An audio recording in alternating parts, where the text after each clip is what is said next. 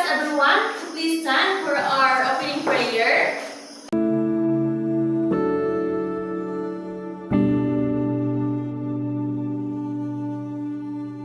Let us pray.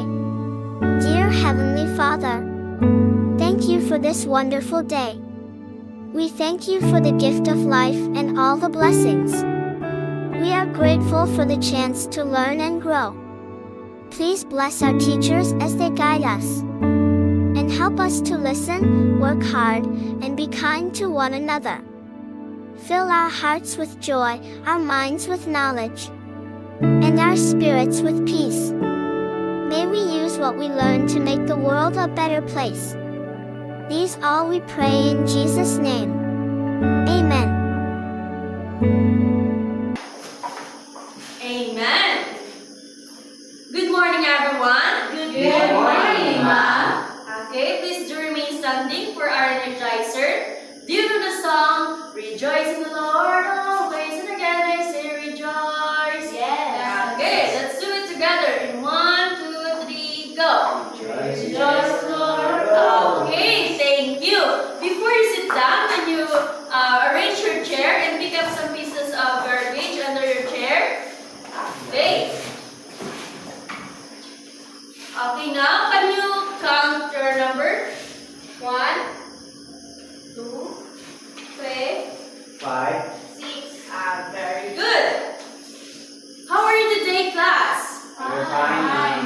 Great. How about Donna? How are you? I'm fine. That's great.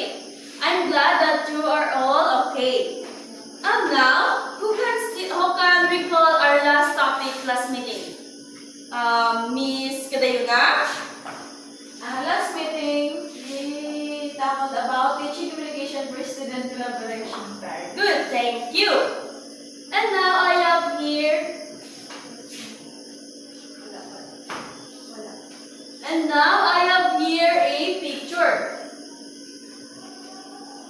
At this picture, who can share your idea or observation about this picture? Miss Yago? Collaboration. Collaboration, yes. How about Juwala? Yes, it's communication. And now, who can share your idea? What was our topic this morning? It's all about Collaborating. Cooperative. It's all about cooperative and learning communication. But before we go on to our discussion, let us know first what our objectives. Okay, Miss Joala, can you read our objectives? At the end of the activity, the students will be able to understand the role of production and group norms, achieving effective teamwork and personal growth, developing communication, collaboration, and creativity through essay writing, norm setting, and poster reading activities, valuing respect, cooperation, and responsibility as foundation for harmonious and successful group work. Thank you. Okay, now, good. Let us know first what is cooperative learning and also the communication. Cooperative learning, it is a teaching approach where students working together in a small group to achieve shared goals. And while communication, it is the process of exchanging ideas, information, and feelings to promote understanding. Okay, now let's go on to promoting teamwork through communication. Mr. Yago, can you read the promoting teamwork through communication? Thank you. Promoting teamwork through communication, it encourages people in a group to share ideas, listen to each other, not interrupting others, and good communication. Let's go on to promoting teamwork through communication.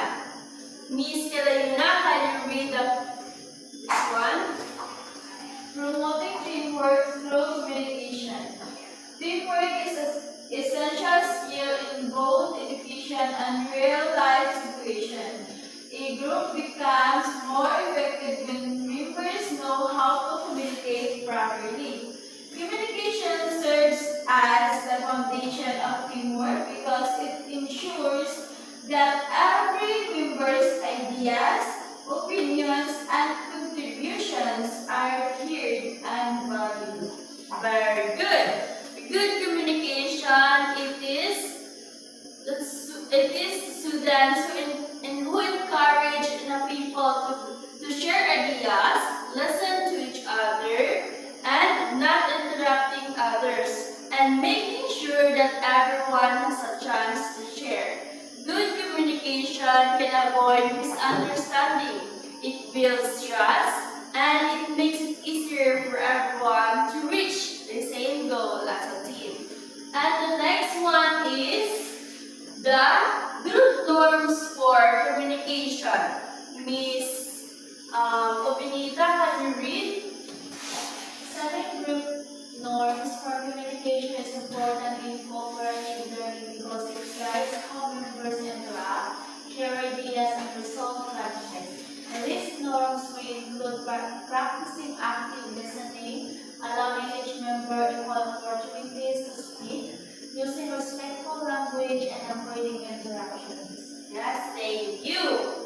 Group norms for communication, these include things like listening to others and sharing each other.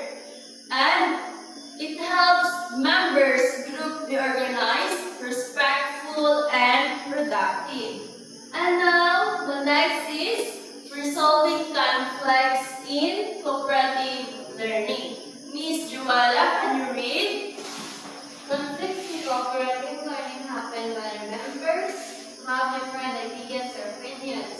To resolve them, group members should listen to each other, speak respectfully, and focus on the problem, not the person. Yes, it is very important to focus on the problem and also not to the person. And the next is teaching active listening in group work. Teaching active listening means Lopez, can you read? Active listening in group work. Active listening in group work means paying full attention to the speaker, avoiding interruptions, and showing understanding through eye contact, nodding, or summarizing ideas. Teaching these skills helps students respect each other, prevent misunderstandings, and value everyone's input, leading to better teamwork and successful group outcomes. Very good. Next is using group presentations to enhance collaboration.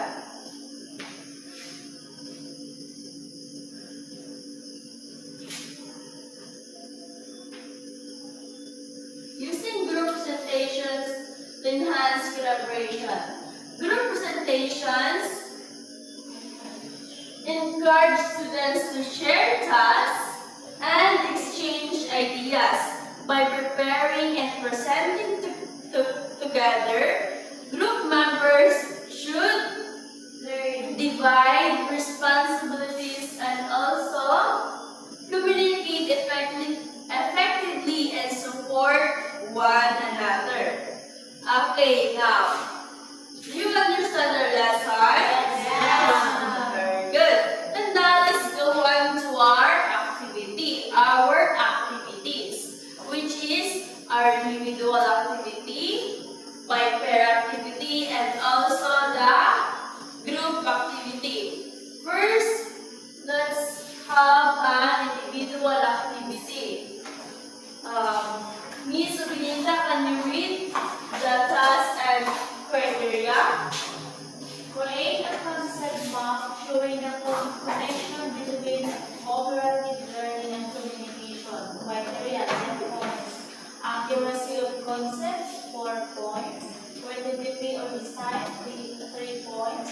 Completeness 3 points. A total of 10 points. Okay, you understand the instruction? Yes. Good. I have here a paper to answer.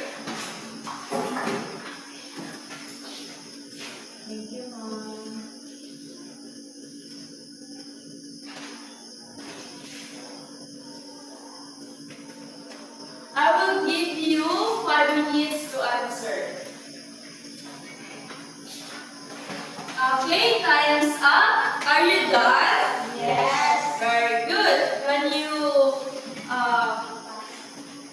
pass your paper, I will be the one to check this.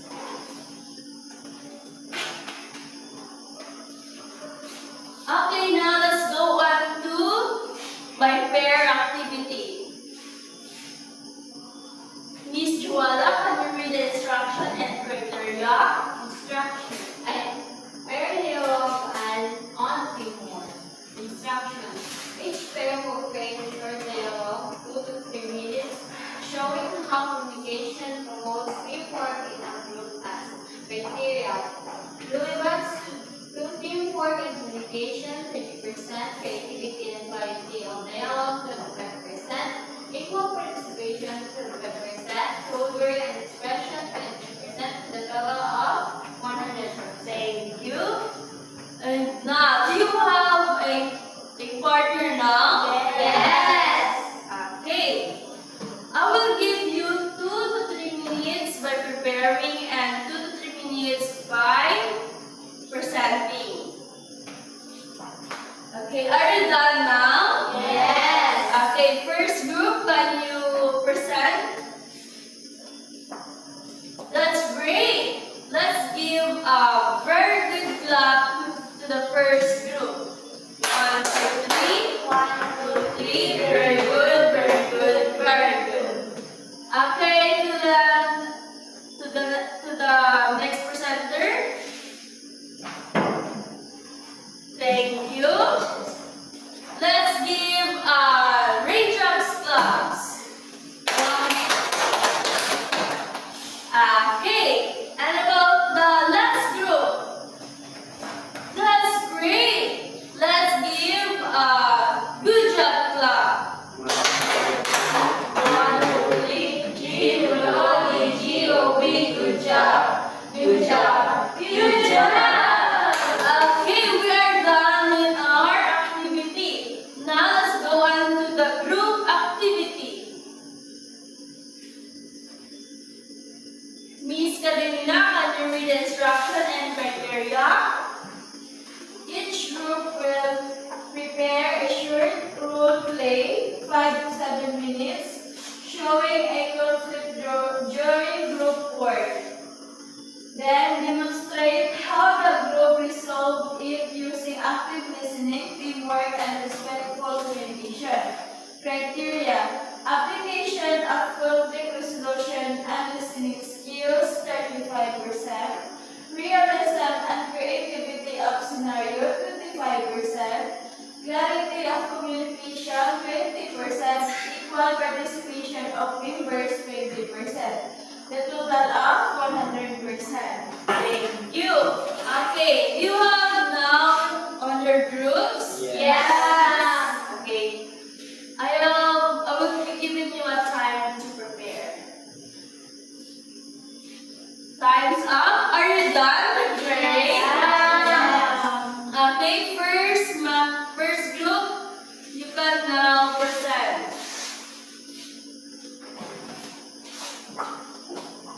That's great. Let's give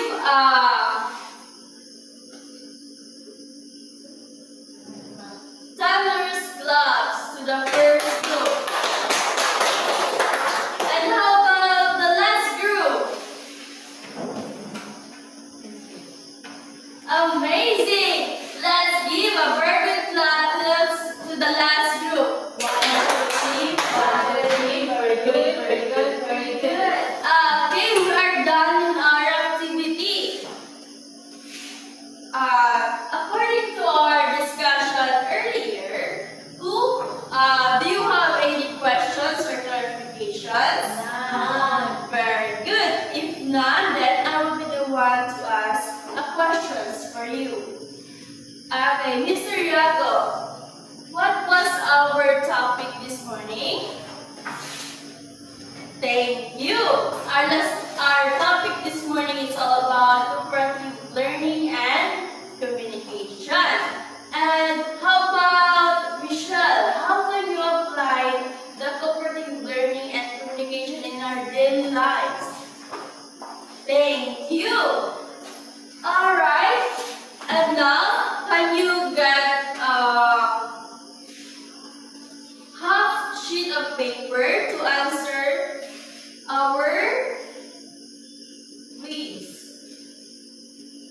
I will give you 5 minutes to answer. Okay?